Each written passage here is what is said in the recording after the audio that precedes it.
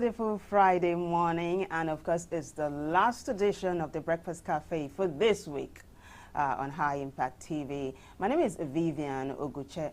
Always a pleasure to have you join us on the show. So if you're game, let's get this show on the road. But to promise you though, I'm not flying solo. I got my co-pilot Olumide in the house. Hi Olumide. Thank God it's Friday. Thank God it's Friday. This is the best part of it for you, right? Yeah, the best part of it.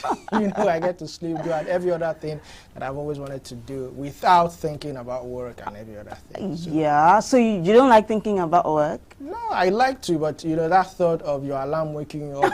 Some days I wake up, even weekends, I wake up during weekends thinking it's Monday or Tuesday. Right. And I have to remind myself that, it's hey, the week. cool down. Welcome to the Breakfast Cafe. This show definitely promises to be a bumper ride. So let's start off with banters and etiquette. Yes, I forgot. I am Olumide Shokoya. We'll be right back shortly.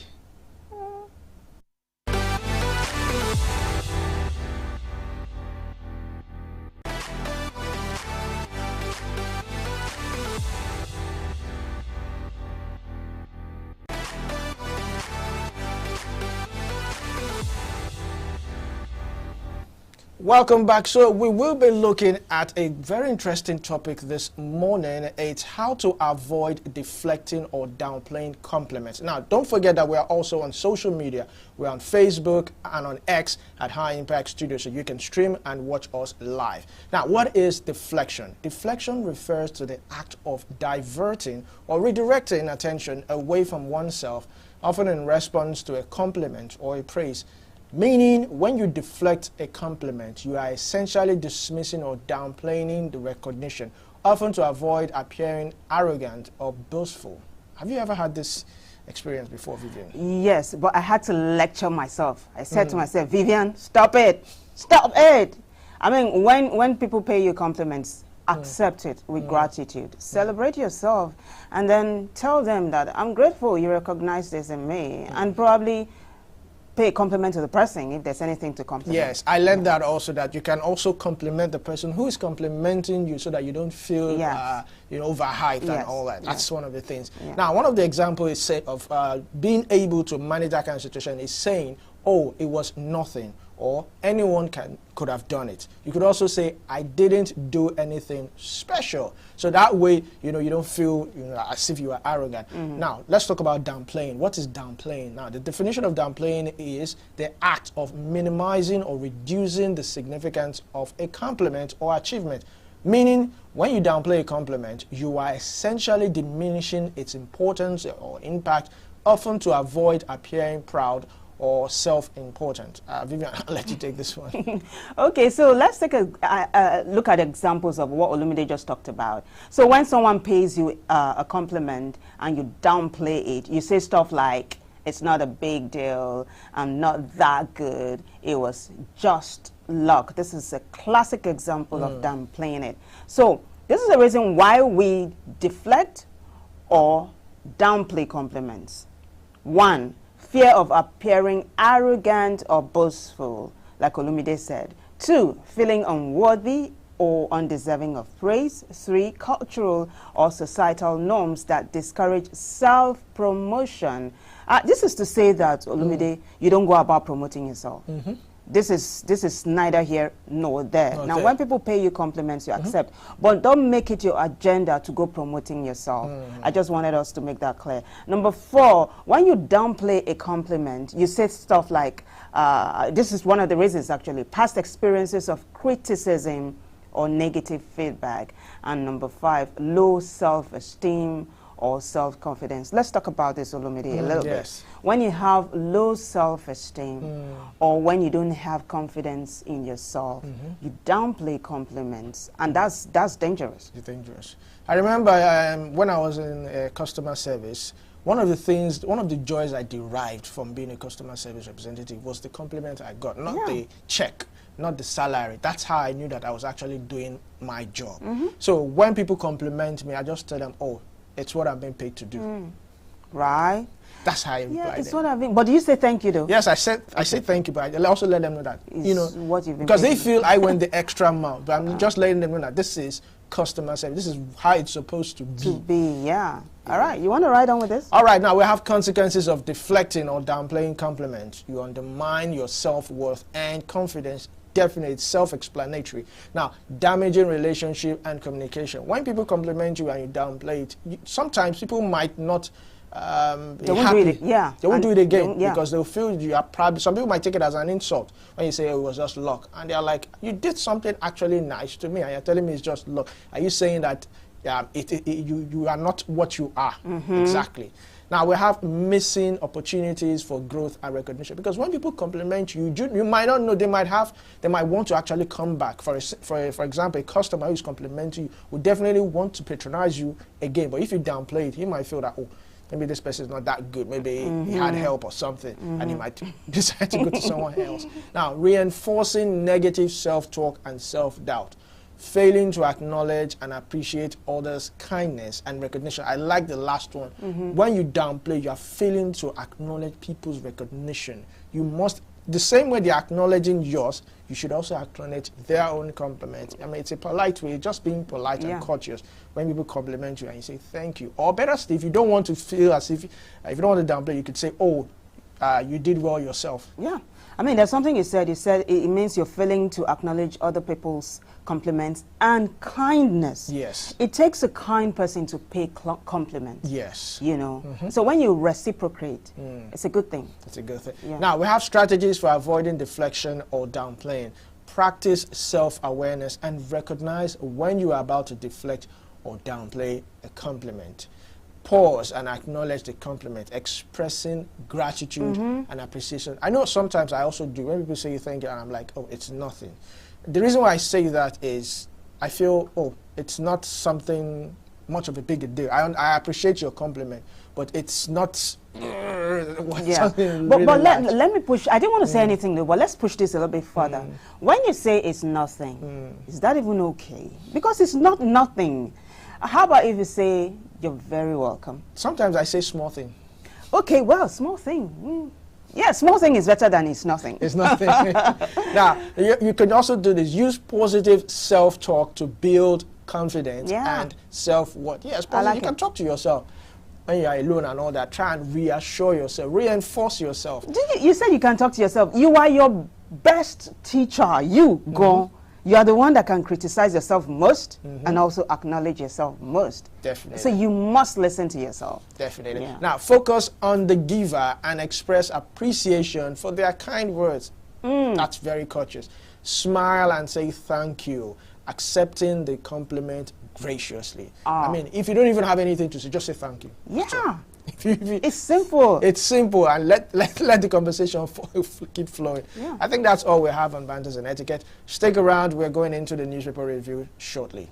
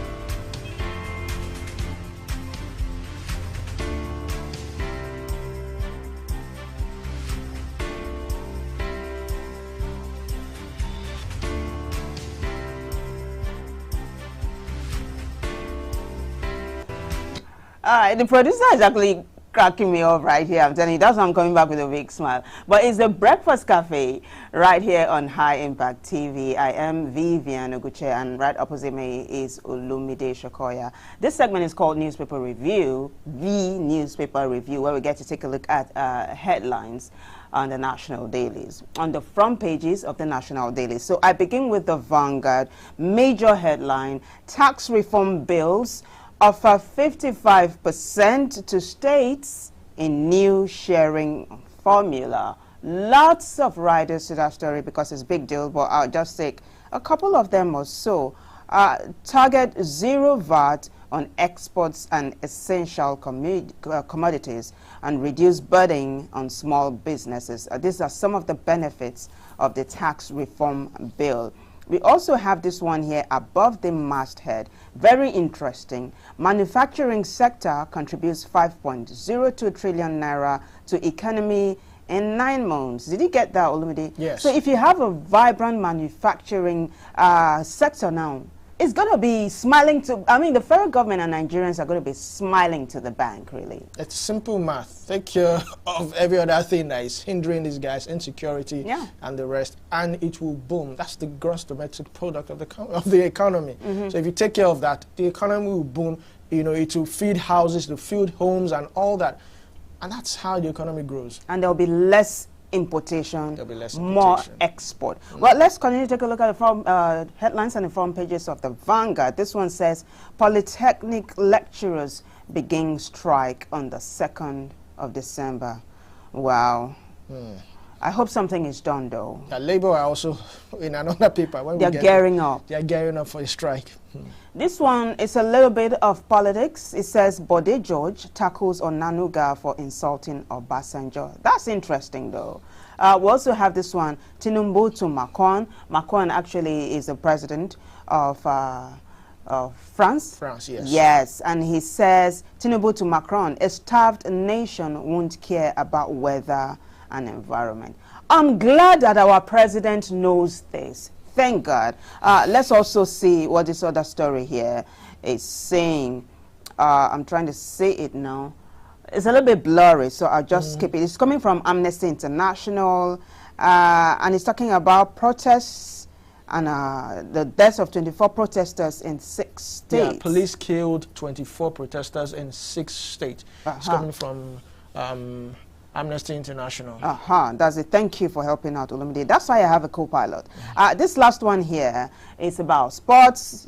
It says FIFA ranking. Super Eagles drop 8 places after loss to Rwanda. It's not looking good. Not looking good. And little surprise there. But that wraps it up for us on the front page of the Vanguard.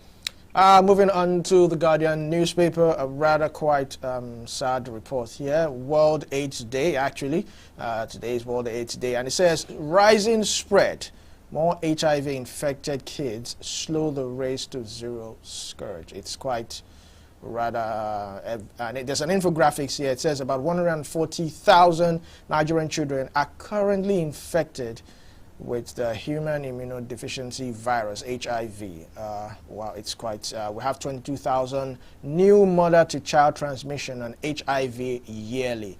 We have Nigeria contributes 25%, 25, that's a quarter, 25% of global burden of HIV mother-to-child transmission, which is quite, 25% is quite a lot.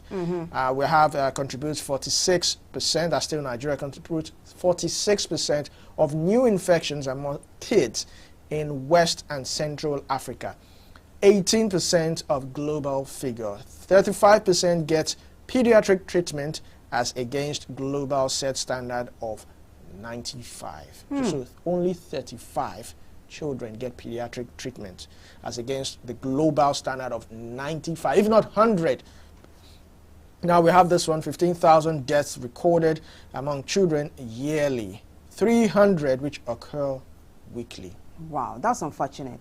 Based on what you read, there is a race to zero scourge when it comes to HIV infection. Yes, I think to children. Nigeria achieves that when in the case of polio. Yes. So this can be done as well. It can be done. I hope it is done. We even need to. That's why we need data. That's why we need the Census Commission to actually have a. We need to first have a data of the population. We are saying we're over 200 million, but are we actually 200 million? Or maybe it might just be 700, 500. We need to have the data of how many population the population of Nigerians. Then we can now start to add these things up. What's the population of, or what's the percentage of those who are infected? So we know what we can actually see the truth. You know, they say the truth will actually set you free. So that's how we can actually get this thing, or nip this thing in the bud. Now, moving on, we have Senate moves forward with tax reform bills as critics call for caution. You know, there's a whole lot of brouhaha about this. tax reform bill, just like you read earlier on, 55%, and it's now going to the state, which is quite a good one. I know they're actually pushing for more. I mean, rivers and all those riverine areas, all those oil-rich states would definitely want to push for more than 55%. I think Lagos too would, well, Lagos might be comfortable. Lagos actually is, when you talk about people who are remitting to the federal government, Lagos takes center stage, and so I think they should also get a whole lot back in return. But if you remember, though, a large chunk of northern leaders are kicking against this. You know, so there's a bloc that's saying no to this. Yes, because if you look at it, I mean, if I think it's fair if a state is giving more, should get more back. Yeah. Yes, fine. Some states are not giving, but virtually, let me not say 100%. Let me say 60 to 70% of the states in Nigeria have something that they can actually tap into. Natural resources. Natural resources. Well, how many of them are cashing in on this? How many states are viable in Nigeria, come to think of it? That's the reason why I feel, why create more states if they are not able to take care of themselves? Absolutely. This happened as a result of, I don't know whether it's a political agenda, we got to 36 states. We were in 36 states. No, but, you know, I mean, America has about, I think, 56 or thereabout, but each state can actually take care of its own. I mean, that's America for you. But in Nigeria, we should be able to take care of, each state should be able to take care of their resources and all that. We should not always depend on the national cake and all that. That's, so let's move on. We have this one, shun migration. Federal government tells fresh foreign trade. Fresh foreign trained medical doctors. I take that again. Shun migration. Federal government tells fresh foreign trained medical doctors. Now, it's quite a whole lot. You will have to do more than just convincing to tell someone who has spent millions of dollars, pounds to get education, quality education abroad, to come back home and, you know, invest or and whatever and whatnot. It's quite a whole lot, you know, convincing to do. Moving on, we have this one. Witness tells court how he collected $400,000 from Emefiele. Is it from or for? For Emefiele. Okay. Witness tells court how he collected $400,000 for Emefiele. This case keeps growing, and, you know, just like you always say, the more you look, the less you see. Now we have global wages outgrowing inflation, says ILO. That's on news page 3. Amnesty International accuses police of killing 24 protesters in Kano and others. I'm glad this report is actually coming out, because sometimes, you know, we want to say, oh, the police are doing that, but they actually really need to know what is, we really need to know the situation of things. Killing protesters is a no-no. Yeah. It's a no-no. It's to me, it's almost a global crime. Moving on, emphasis on individual success weakens political action, says Oshibanjo. That's the former vice president of Nigeria. That's on news page 3. That's a very interesting statement. Yes. You know, when you have a political party, it's a team. You don't. It's not about an individual. It's a team. So the former president is saying emphasis on individual success. It's a no-no. Yeah. We have this last one. Electricity subsidies skewed against masses. Minister affirms. I'm glad this is coming from the minister. This is so good. They are beginning to sit down and think. Now, I'm hoping this does not just stop at him saying it. So what comes next? What comes next? Drop it. Exactly. Yeah. I think that's all we have right now coming from the Guardian newspaper this morning. All right, I got a Daily Trust here, and major headline says, reps in rowdy session over tax reform bills. Just one rider. Proposals scale second reading in Senate. Just above the middle strip, abductors of toddler and siblings demand 300 million naira ransom. This is rather unfortunate. We do hope that the victims are speedily rescued. This one says Tinubu pitches investments in food, security, solid minerals, and others. Also, this story on the front page of the Daily Trust says Nigeria slumps in latest FIFA ranking. On the front page of the Vanguard, we saw that they slumped to number 8 in Africa. Yes. This other story here says influential leaders move to resolve ACF crisis. Also, we have this one. It says police killed 24 during #End Bad Governance protests. This is coming from Amnesty International. Also, we have this one here. It says marketers lift 251 million liters of petrol from Dangote refinery in 10 weeks. Looks like we are making headway. Yes. Aha. This one says, court sacks Benue APC caretaker committee. And that wraps it up for us on the front page of the Daily Trust.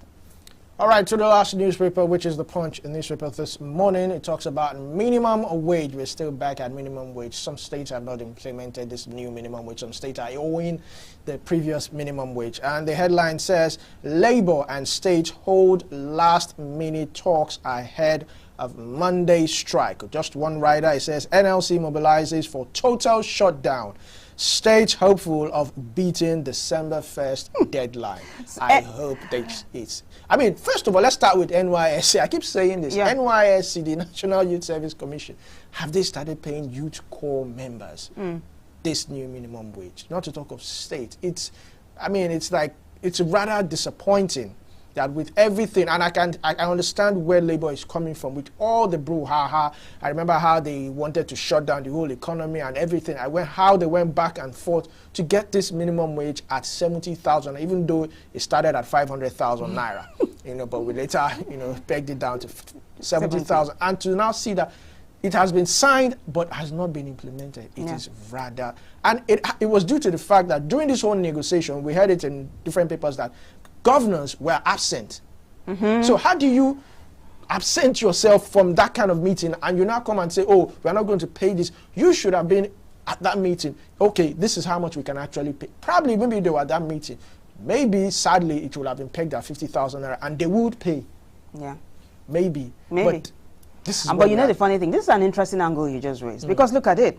Labour, states are holding last-minute meeting. Why do Nigerians always do this? Why not be proactive instead of being reactionary? But there's something you also said, the riders you read. Yes. You said NLC mobilizes for total shutdown.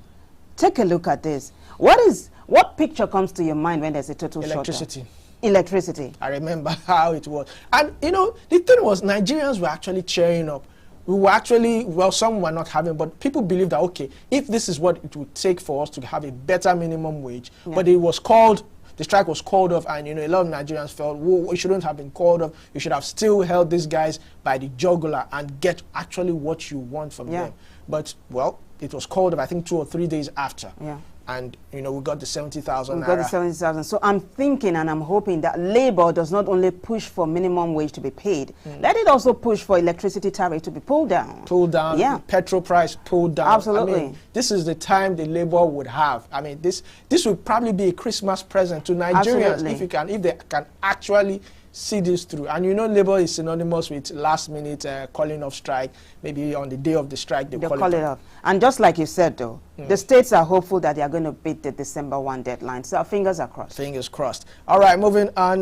Let's see. Okay, right just above the masthead or beside it, we have this one. It says Port Harcourt refinery controversy surrounds NNPCL claim on operation. Yes, I've been seeing that report. Now, I saw the video. I don't know. I can't confirm whether it's the Port Harcourt refinery, but I saw a video of what looks like a refinery and people going in and out. But this controversy is really, it's not going away. Yeah, but over the weekend, a couple of days ago, we've been hearing reports that the refinery is up and is operational. Can't you at least celebrate that before we have cases of controversy? But if you look at the way it was, the way the announcement was made, there was not much celebration about. It was like just like a thief in the night just came. Yeah, but do you want any kind of celebration when this is the 8th time? 1, 2, 3, 4, 5, 6, 7 times they said yes, we're going to happen. It's going to happen this day, and then it didn't happen. So when it became successful, I'm sure they were like, okay, let's not make too much noise. I mean, let's just do it. I'd rather have that. And one thing I know in Nigeria, nothing stays hidden forever. So fingers crossed, if it's actually true that it's finally in operation, we will be seeing, there will definitely, there was a report we saw that I think Dangote was 70 naira less than that of the Port Harcourt. I like that. That's a competition. Yeah. It's a welcome competition. That way, probably we might fall down back to 400 or 500 naira. Yeah. Hopefully. Let's see how that pans out. Let's see how that pans out. And because of this healthy competition you just talked about, I hope the Kaduna refinery is up and going as well. When we have that, Dangote is going to have competition. I'm sure the price of fuel is going to come down. All right, fingers crossed. Moving on, we have this one, tax. Northern senators regroup and bill scale second reading. Still much talks on the tax reform bill. That's on page 2. Below that, we have this one, NAFDAC mops up fake malaria drugs. That's on page 12. I mean, it's bad that drugs are expensive, but to have fake drugs still circulating. But kudos to NAFDAC for this one. We have, yes, this is a picture here.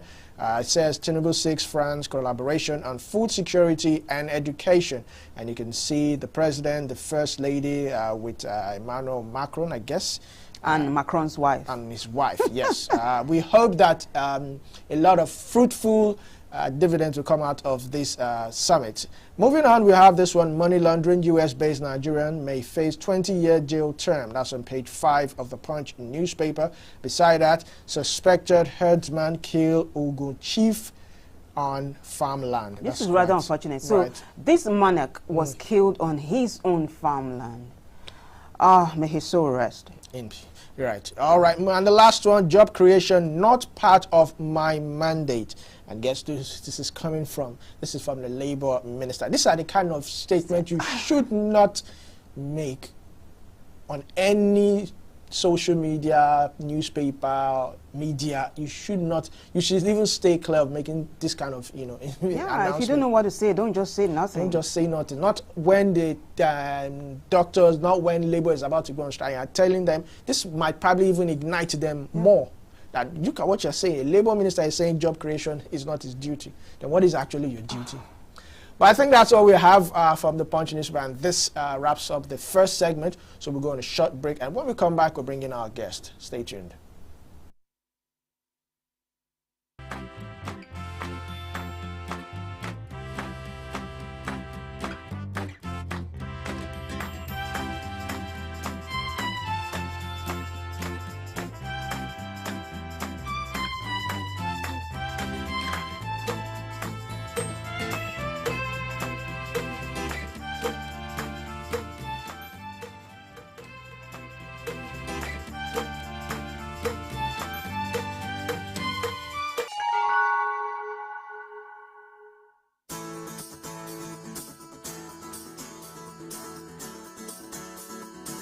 Divest, divest, divest.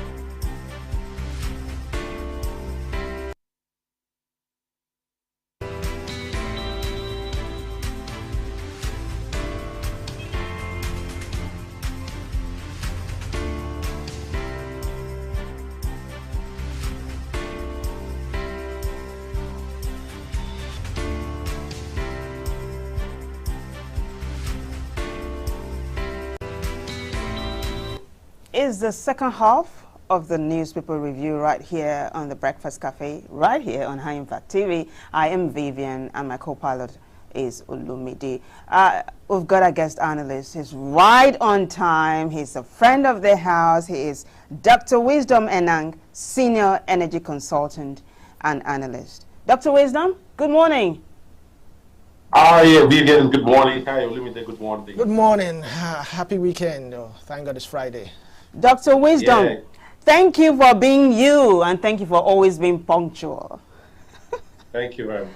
All right, let's talk about this statement that the Labour Minister made that has Olumide and I scratching our heads. It's on the front page of the Punch. It says, job creation, not part of my mandate. Now, let's talk a little bit about population explosion in Nigeria. And then the Labour Minister comes on board and says, job creation is not part of my mandate. What happens to these graduates that universities and colleges of education and polytechnics push out every year? I mean, let me not put words in your mouth. What's your... Wow, it must have been the network. But I like where he was going. I like it, and I know we're getting him back, and he's going to land with this very important statement he's making. I like where he... All right. Dr. Enang, glad to have you. We lost you a little bit, so can you start again? Tell us what you were saying, please. Yeah, all right. So what I'm saying is this, that the statement made by the Minister for Labour shouldn't have happened in the first instance. That's, that's misleading. Because, to be honest, how do you separate, the fact that a minister who's supposed to put all the imperatives in place to create that ambience for jobs is saying that, can you hear me? Yes, absolutely. I can hear you. Yeah, that job creation is not part of his mandate. And this is the problem I have with people that are bureaucrats. Bureaucrats only focus on efforts and not the outcomes. To them, the effort is the deliverable and not the outcome. So it's a bit careless. It worries me and even tells me whether or not he truly understands what the layman's interpretation of all the bureaucratic abracadabra that he does in office, what does that mean for the layman? The layman only wants to measure whether there's a job increase or whether there's a job, level of reduction in the amount of jobs in the economy. Very well said. Olumide, over to you. All right. Of course, we have the Labour and State in another loggerhead and all that. Now, the State are hoping that they will come to a conclusion before the December 1st deadline, which the Labour is giving them, the ultimatum the Labour is giving them, for a total shutdown of the economy as to implementing the minimum wage. What's your thought about this? Do you think State can actually beat this December 1st deadline? And if they can't, what do you think the Labour would do? How far do you think the Labour would go this time around? Yeah, I think first and foremost, I think we need to look at all the imperatives that are required to meet those deadlines. And I'm going to speak a little bit from the experience in my state and what the governor is doing. What state is that, Doctor? Akwa Ibom. All right. All right. I know what the governor is doing. And this is it, right? Okay. So what the governor is doing is this. Before implementing the minimum wage, he's said to everyone, I'm going to do an audit to make sure that we don't have ghost workers. And not just paying the minimum wage, but who are you paying it to? And the system that you're paying it to, does that allow leakages in the economy? And so he's doing an audit to say, okay, look, I'm going to implement it, but let's do an audit. Let's make sure that people, first and foremost, are legitimate, the people that work there and are being paid. Let's migrate more to a digital platform that allows us to manage all of these people very easily. And let's get to a point where we can assign and make sure that each of the personnel within the public service are, put there on the basis of value. Because what you typically find is that in one particular ministry, you may have people that, there's some sort of redundancy there. But in another setting, they are looking for people. So all of those make sure that people are in the right space before you even talk about implementing the minimum wage. So it's not just a rush, and I think it's just a disconnect between what the the state governors are looking at and what the Labour are looking at. I think both of them need to communicate to say, look, these are the challenges we're facing in implementing it, and this is how we'll resolve it. And even when you're talking about implementing minimum wage, how do you deal with some of the legacy debts that now is going to present itself by way of the local government autonomy? Some of the local governments, are owing salaries already, and if you're talking about taking them as an autonomy, then who is going to pay for all of that debt, and how is it going to be worked out? So a lot of things in the background that needs to be considered. All right, so let's say they don't beat the December 1st deadline. How far do you think the Labour is willing to go this time, considering how Labour is also synonymous with calling off strike at the last minute, the dying hour? What do you think the Labour would do this time? They said total shutdown. Can you paint us an idea of, or a scenario of what a total shutdown would be? Yeah, total shutdown would just say everyone on the Labour Union, pull back, do not work, nothing would function. But I don't see it getting there. I just see a situation where it's like, okay, let's move the deadline. Because when the meetings start happening, you will see the state governments, like I've just lay out some of their own challenges and uniqueness in adopting the new minimum wage. And you clearly see that there's need for time. You don't want to pay ghost workers new minimum wage, and if those ghost workers are at least 10% of your workforce, then that's an enormous leakage in your operating costs and overhead costs. So definitely, it's worth doing the due diligence before we start paying the new minimum wage.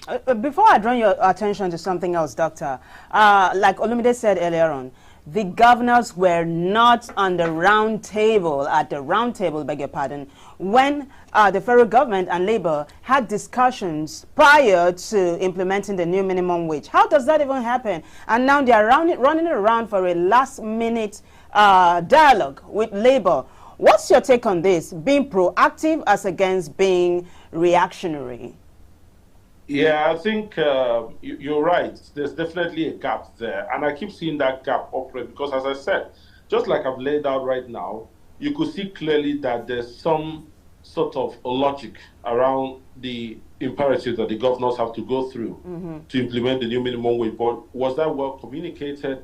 Was there a kind of agreed deadline on each of those imperatives that I did list out?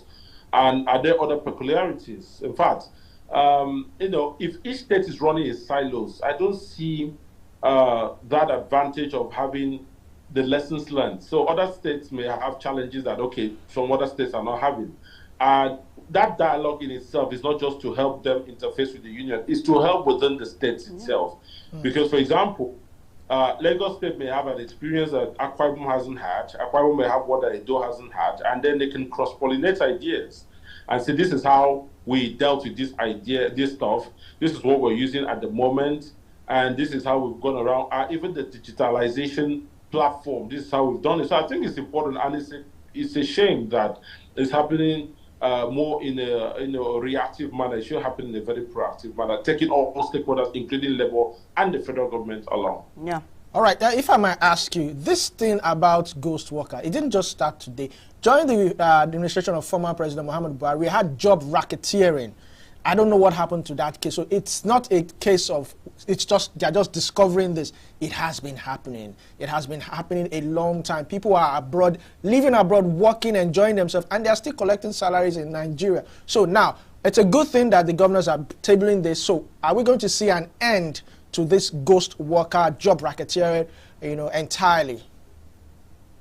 Yeah, I think we're going to see an end if we have the political willpower to deploy solutions, innovative solutions in Akwa Ibom State.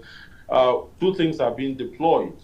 The first and foremost is with the deployment of technology and innovative solutions to make sure that everyone on that, job portal that we have, and deployment portal rather, there is validation using your BVN, your NIN, and all of those stuff. So it means that you're unique as a person. And of course, there will be a digital footprint by way of attendance to make sure that it's that person that is attending. So not the analog one where you come and sign a book and anyone could sign for you.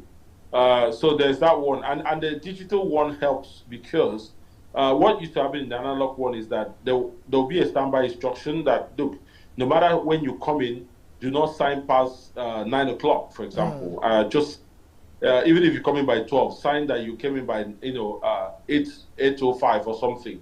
And so there was a lot of truancy, people taking advantage of those gaps to exploit the system. So I think first and foremost, all those reforms at the state level will help to engender efficiency and would also help to make sure that those ghost workers are checked. And then, of course, periodic validation of each of the staff, making sure they come in, physically. What the UK used to do, let me just share an experience, is when they give you a student visa, they could give you a 24-hour notice that they are coming to to come and have a look that you're in school and make sure that you're actually in school. Or they could even ask you to come into the UKVA office and just do a stop check, or even your local student office, immigration office. So all of those methods were deployed to make sure that students don't get their visas and then they go out of the country and do something else. So we can deploy them certainly here if you have the political willpower to do so. Very well said. Let me draw your attention to this other story that's been on the front burner. It's also on the front page of the Daily Trust. It says, reps in rowdy session over tax reform bills. Just one rider, and it says, proposals scale second reading in Senate. Let's talk about the tax reform bills for a bit. Are you for or against? I mean, definitely I'm for the tax reform, but the question would then be, does it, encompass the sort of reforms that we ultimately need as a federation? No. It's a good step in the right direction.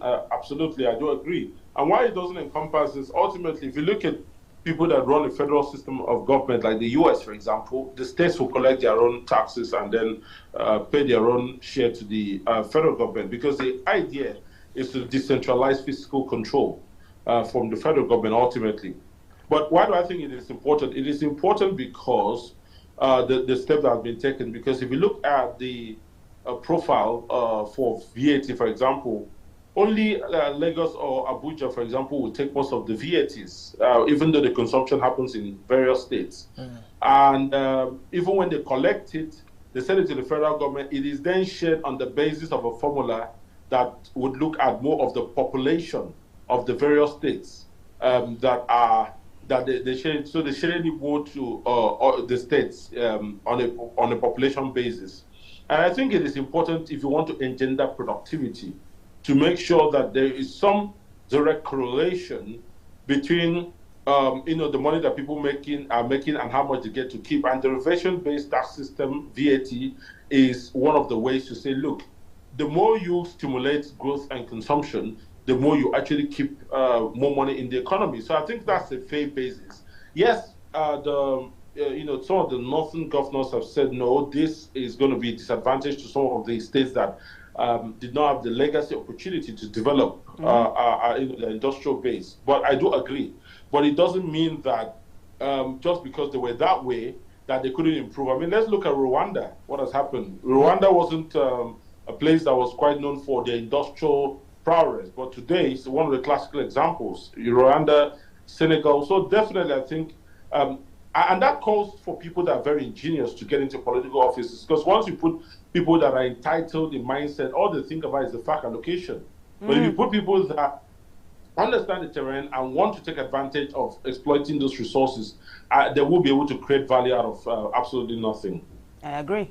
All right, let me draw your attention to the Guardian newspaper. It talks about Amnesty International accusing the police of killing 24 protesters in Kano and others. This has to do with the End Bad Governance protest, which about 100, almost 100 underage protesters were, jailed but later released and all that. This puts the Nigerian police force in a bad light. How do you see a situation, hypothetically speaking, or fingers crossed, do you see a situation whereby that phrase in every police station, the police is your friend, could actually be the truth?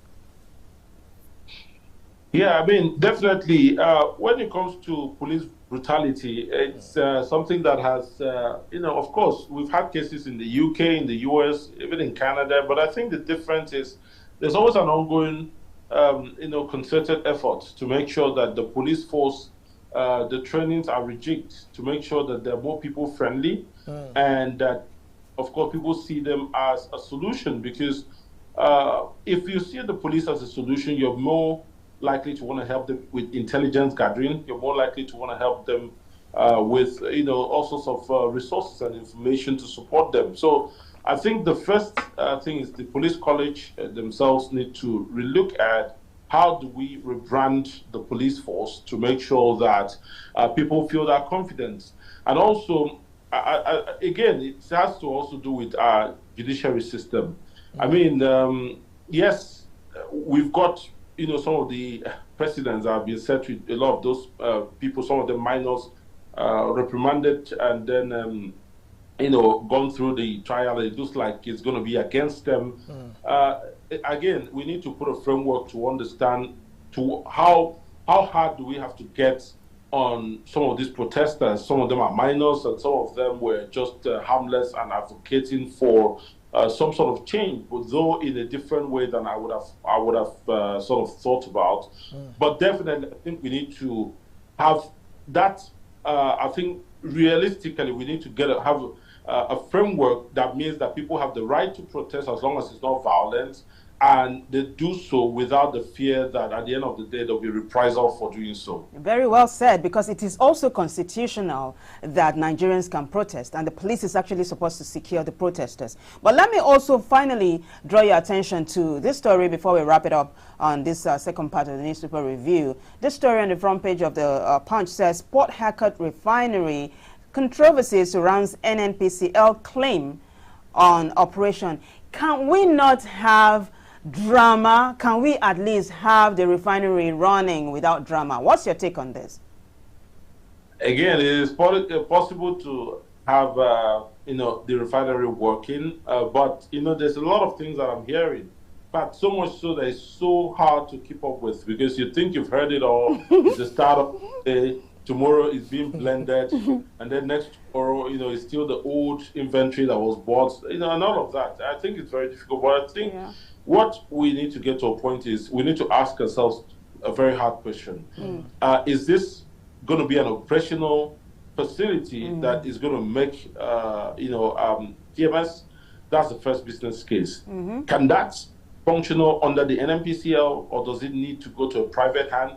Again, a bit of clarification would help when we're talking about when they said privatization, because you see privatization on one line, and a couple of lines later, you see that they will privatize the operations and maintenance. When you just having someone to operate and maintain for you doesn't mean you're privatizing, because privatization has to do with sales of equity, so also sort of ownership by the other party. And then you choose who becomes the operator. So when you are saying that, my worry is that even when you kind of outsource the O&M to someone else, what about the decisions that are going to be made? As long as those decisions are domiciled with the NNPCL, there might be no sort of innovative thoughts coming outside the box, because it's always going to be the same set of decision makers around. So when we're hearing that, I'm looking at it more like an irony or an oxymoron, putting two conflicting things side by side, saying that you're going to privatize, at the same time saying that you're going to, do so for the O&M. So I think a lot of clarity would help. There's been so much obscurity around the whole concept of the Port Harcourt refinery. I think it would just help for the government to come out and say, this is exactly how we're going to do it, this is the path forward, or it's a bad business case and it's something, that will not work. We made a mistake. Yeah. All right, quickly before we go in less than a minute, a report from Daily Trust. It says Tinubu pitches investment in food, security, solid minerals, and others. President Tinubu is in France right now trying to woo investors, telling them to come and invest in Nigeria. But he's also letting them know that the situation in Nigeria is not looking good. Do you think that he will be able to convince these international investors to come to Nigeria? Because I mean, let's be real. People actually know what is actually going on in Nigeria. I mean, regarding what happened with the utterances of Davido and all that, and how the backlash came. Do you think that President Tinubu would be able to convince investors enough to come into the country and invest? I think one of the things that President Tinubu can do, I'm going to draw insights from the story in Mozambique, is to show how he's going to protect those investors, both from an investment standpoint and both from a security standpoint. Mozambique has been known to be plagued with militants, but I can, without a doubt, that ExxonMobil, for example, has a lot of gas deals going on in Mozambique and different countries. Meanwhile, gas deals will not be even sanctioned here. Now we are having associated gas, not non-associated gas, which is what we need for industrialization. But two things, against all odds, Mozambique has been able to, one, get the right fiscal system in place to show that, okay, yes, we are ready for the investors to come in and take the gas and do whatever they want with it. Second is creating a security framework to protect those investors. I think, yes, President Tinubu is, sort of a realist by saying this is the challenges that we have, then these opportunities, but I'd like to hear that these are the mechanisms in place that we put to de-risk the whole investment to as low as reasonably probable for all investors. And I think that's exactly what will be the silver bullet in all of this. Absolutely. And this is a safe place for us to land this morning. Doctor, you have been brilliant. Thank you for being a part of the show this morning. Thank you very much, and enjoy your weekend. Appreciate it. Thank you. Enjoy yours too. So we have been speaking with Dr. Wisdom Enang. He is a senior energy consultant and analyst. And that wraps it up for us on this segment, the newspaper review. We'll take a short break. When we come back, the show continues. Stay with us.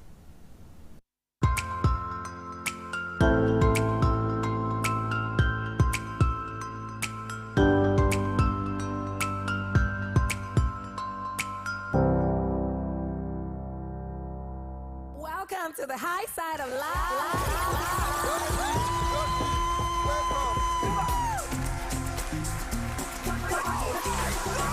Join us every day at Time Tech 102.1 FM, your urban lifestyle station. I just want to be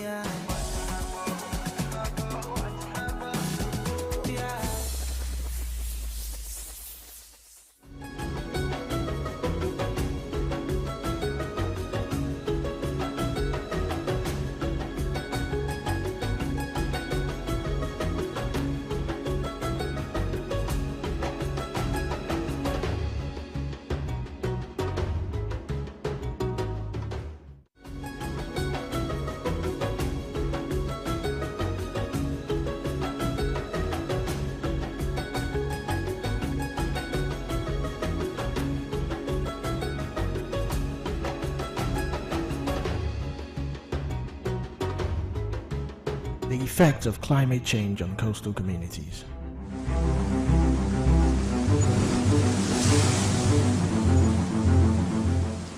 In the heart of West Africa lies Nigeria, a nation blessed with rich biodiversity and vibrant coastal communities.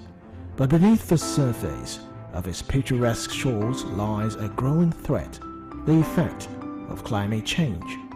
For generations, these communities have depended on the ocean for their livelihood and sustenance. But as temperature rise and sea levels swell, their way of life is being challenged like never before. Well, I heard about the climate change, but I never paid no great thing towards it. More than 2/3 of Ayeto has been claimed by this sea erosion. The impact of climate change on Nigeria's coastal communities are multifaceted. Rising sea levels lead to erosion, displacing families and destroying vital infrastructure.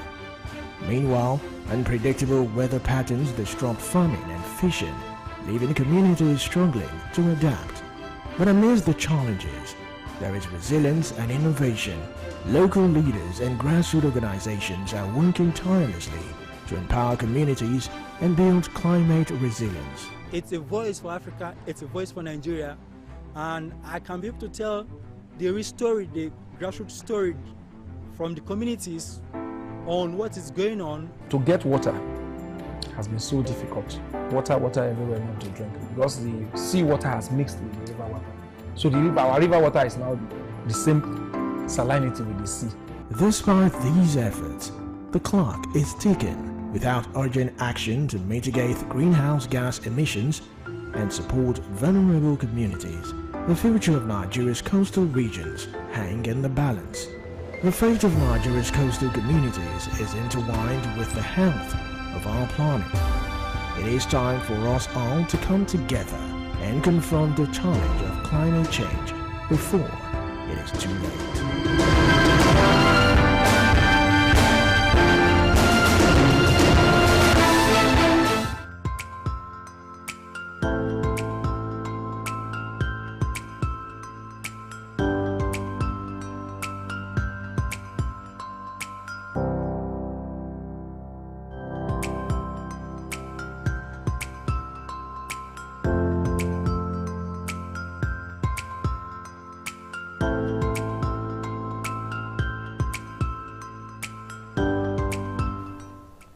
Welcome back to the Breakfast Cafe. Don't forget you can also stream on YouTube, Facebook, and on X at High Impact Studios.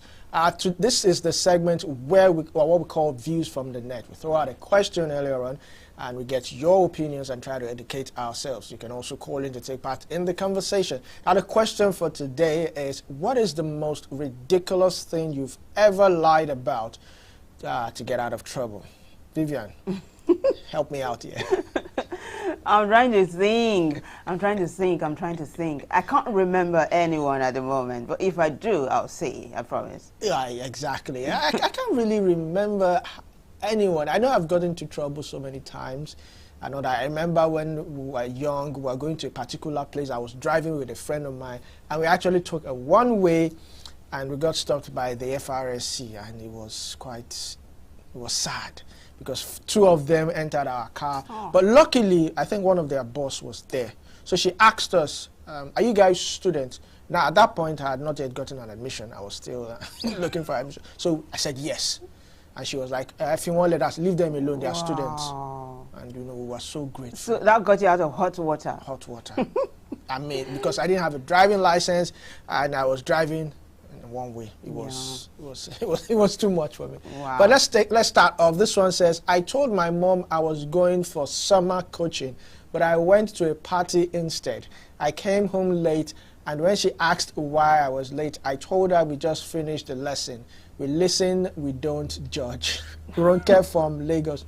So there's a new trend now. We listen, we don't judge, whereby you make a confession, probably an ugly one, and people don't judge it, just listen. They just listen. So that's it. We listen, we don't judge. So even if the person is lying, because you don't want to judge, the person gets away with it. I'm not sure I'm done with that trend though. But this one says, when I was younger, my mother flogged me real good.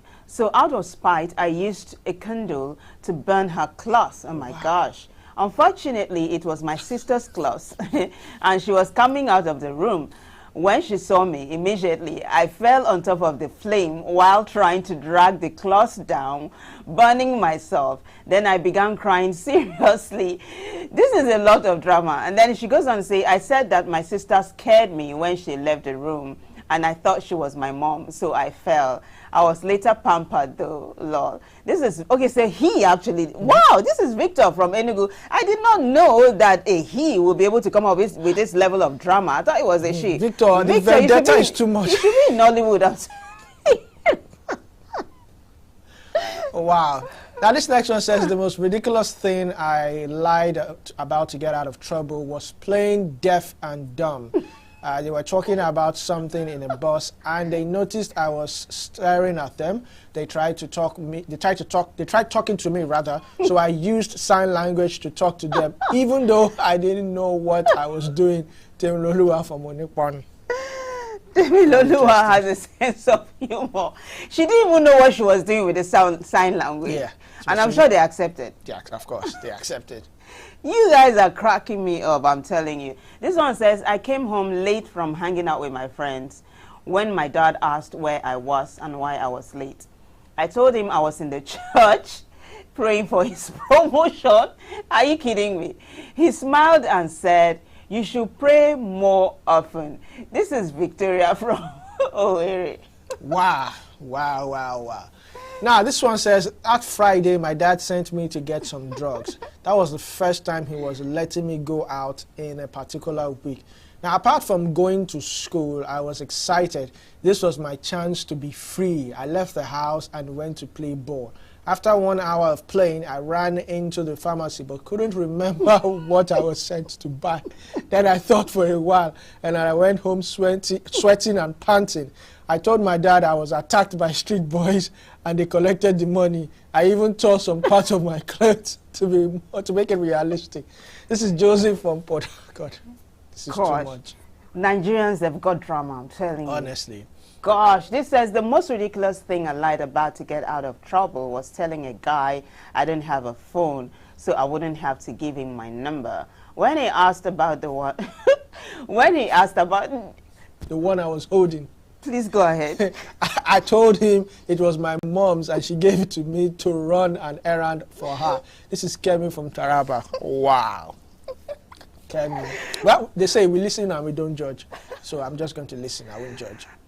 Now this next one says, I borrowed my mom's car without permission, and when she saw me driving it on the road, I told her I was chasing a thief who had stolen it. So she asked, are you now a police officer? That lie didn't get me out of trouble, but into more trouble. Jide from Abuja. I like that, Jide. I like what your mom said. Are you now the police chasing a thief? Well, it's quite interesting. Now this next one says, I was double dating and then I called over one of my girlfriends to Netflix and chill. I won't even explain what Netflix and chill means. When she came over, we were at the Netflixing. All right, okay. Yeah. Vivian, Netflix and chill means you come and watch a film and you go to the other room. That's the picture I can paint for you. Oh, the other room, like so former President Muhammadu Buhari said. Yes. So that's okay. Netflix and chill. All right, thank you.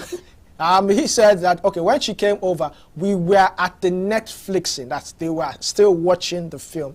Then my other girlfriend came in unannounced and saw us in a compromising position. I quickly pretended I had lost my sight. What? The both girls got worried and carried me away while trying to, they were carried away while trying to get me some help. That issue died down, but double dating isn't a good thing though. I like that admission.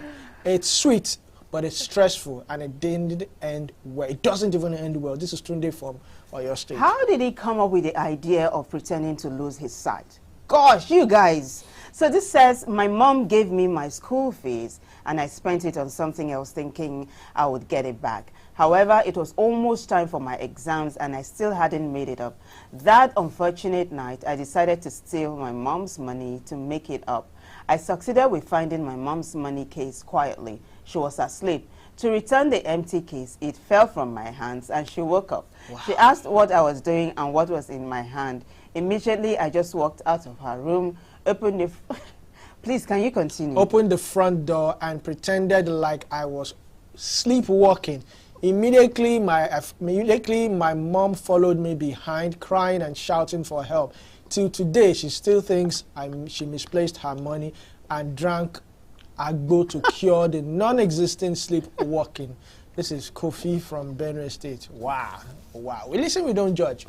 The next one says, I lied that I had a meeting with a big client just to avoid attending my cousin's boring wedding. Now they think I'm a successful business person and put my name first for any family contribution. Meanwhile, I am just managing. See where it got you. Chinedu from Enugu. Gosh, this says I skipped morning shows and told my mom I wasn't feeling well. She brought medicine, so I quickly told her I had already prayed and was healed. She said, then you are well enough to sweep the compound. Chisom from Anambra. Nice one. I remember this one that my cousin did way back. So he went out to have a couple of bottles of green bottles and all that. And he got drunk and he started puking. Now, my mom didn't know. So he pretended, or we pretended, that he was not feeling well. So when he was puking, they thought it was part of the sickness. So I remember my mom was patting him on the back, like, sorry, and he was puking. I just stood and I was looking at him. You were shaking your head. Oh, man. If only this woman knew. And we were supposed to go for night vigil that day. So he ended up staying back at home while I went for the night vigil. Did you pray for him? I was angry that he got out of, because I felt that I felt like telling my mom, like, no, this guy is actually but you held back. I held back. I held back, and I said, okay, no while. And this next one says, I drove my father's Mercedes-Benz that year, and I drove it in the street. I didn't go far. The pastor of one church in the street is my father's friend. Now, after driving to the beginning of the street, I took the car back home. I usually rake the compound every day, or I gotta rake the compound every day. So that day, I raked clear the tire tracks after parking the car, exactly where my father left it. My dad came back and just went inside to get a wire. He asked if I had driven the car. I said no. He then said the pastor told him he saw the car in the street, but he didn't drive. But he didn't drive. That's his dad. I still firmly denied. My father called the pastor to come and ask if he saw who drove the car. He said he didn't, but he knew it was my dad's car. I replied, it could have been someone else. My dad then went outside to check for tracks or anything unusual, but he didn't see anything. Smart kid. He warned me sternly and said nothing else. If my father had flogged me, I wouldn't have forgiven the pastor. This is Norris from Delta. Because I'm even thinking, why did the pastor tell Norris's dad about seeing his car? But didn't see anybody who drove it. No, but the thing, must you say you saw your neighbor's car? Or maybe he was saying, oh, I saw you drive past, and the dad now said, oh, it wasn't me. Yes. But I'm glad Norris wasn't flogged too, because she said she wouldn't have forgiven the pastor. I'm glad that didn't happen. This one says, one time I skipped school to watch a football match. When my dad found out, I said I had gone to represent my school in the tournament. He got so excited, he told the neighbors, and they started asking which school I played against. I said it was International School of Sports. This is Dayo from Akure. Wow. We listen, we don't judge. I accidentally broke a window while playing football. When my dad asked what happened, I told him a biro crashed into it. He said, which biro? An ostrich. Which bird? Okay, I told him a bird crashed into it rather. He said, which bird? An ostrich. He told my mom, and since